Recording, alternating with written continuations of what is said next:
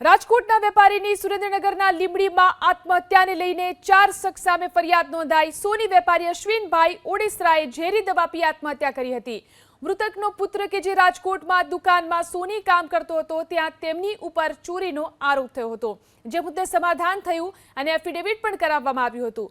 જોકે તેમ છતાં આરોપીઓ મૃતકના પુત્ર પાસેથી સોનું કઢાવવા મુદ્દે માનસિક ત્રાસ આપતા હોવાનો આરોપ લગાવ્યો।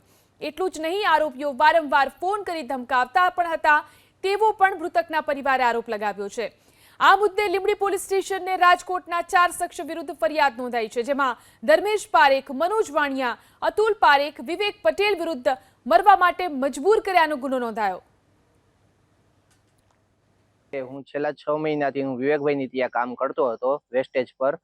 ત્યાં મારે જે ઘટનું સોનું લેવાનું હોય તે મેં એ વેચાણ કરેલું હતું, તો એ વિવેકભાઈ મારા પર ખોટો ચોરીનો આરોપ લગાડી અને 2 તારીખે મારા વિરુદ્ધ આ 4 જણાએ ખોટી અરજી આપેલી હતી।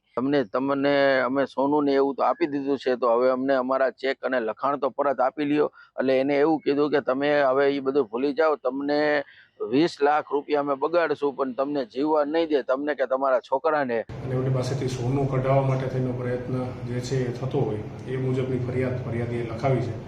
અને આ ફરિયાદમાં હાલ 4 આરોપીઓના નામ લીંબડી પોલીસ સ્ટેશનમાં BNSની કલમ 108 અને 54 મુજબ ગુનો દાખલ કરી અને કાયદેસરની કાર્યવાહી જે છે એ હાથ ધરવામાં આવી છે।